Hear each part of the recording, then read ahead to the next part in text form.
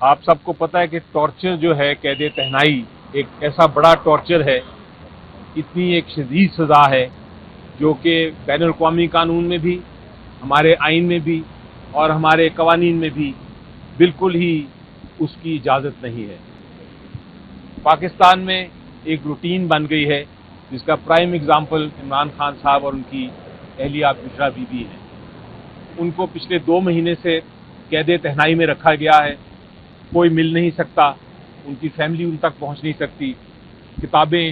ان تک پہنچ نہیں سکتی، جو ان کے گارڈز ہیں ان کو بھی اجازت نہیں ان سے بات کریں۔ یہ میں نے آنکھوں سے دیکھا ہے یہ حال۔ ہم نے فیصلہ کیا ہے سینیٹرز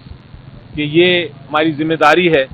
کہ پاکستان میں جہاں بھی یہ ٹارچر ہو رہا ہو، جو بھی قیدی کے ساتھ یہ ٹارچر ہو رہا ہو،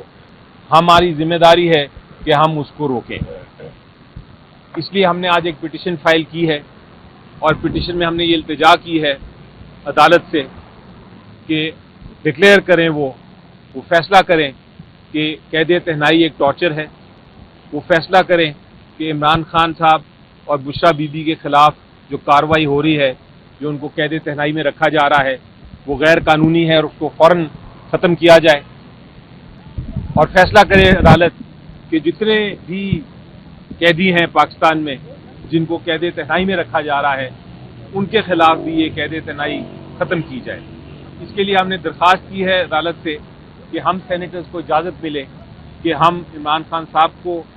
ان کی بیوی بشرا بی بی کو، اور جتنے بھی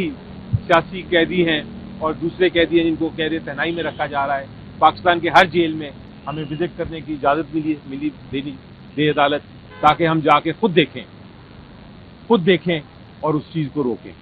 تو یہ، اور ہمیں امید ہے کہ قانون اور آئین کی پاسداری کا چونکہ اوتھ لیا ہوا ہے جج صاحبان نے،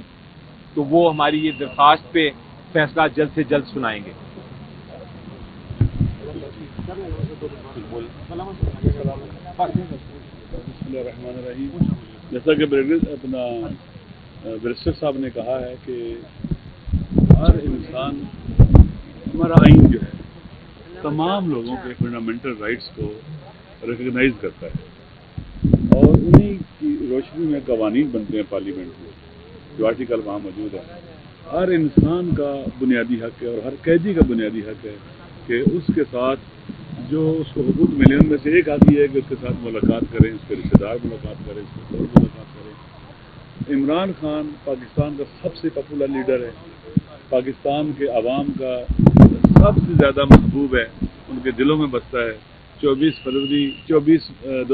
8 فروری کو پاکستان کے عوام نے تمام رکاوٹوں کے باوجود اسے ووٹ دیے، 2 اکثریت سے زیادہ اس کو لوگوں نے سیٹیں دلوائیں، لیکن افسوس کے ساتھ کہنا پڑتا ہے کہ عوام کا جو ہیرو ہے پاکستان کا، جس نے پاکستان کی عزت دنیا میں بنائی ہے، وہ پاکستان کا ایک چہرہ تھا ورلڈ اور دنیا میں، آپ نے اس کو جیل میں بند کیا اور اس کے بنیادی حقوق سلب کیے ہوئے، ملاقات نہیں کرنے دے رہے۔ لہذا سینیٹرز کی بھی ایک ڈیوٹی بھی ہے اور حق بھی ہے کہ وہ پاکستان کی ہر جیل کو وزٹ کر سکتے ہیں۔ یہاں تو آپ کو پتہ ہے الٹی گنگا بہہ رہی ہے۔ ایک زمانے میں کنٹمپٹ آف کورٹ ہوتی تھی اگر عدلیہ کے فیصلے کی خلاف ورزی کی جائے، یہاں تو ببانگ دہل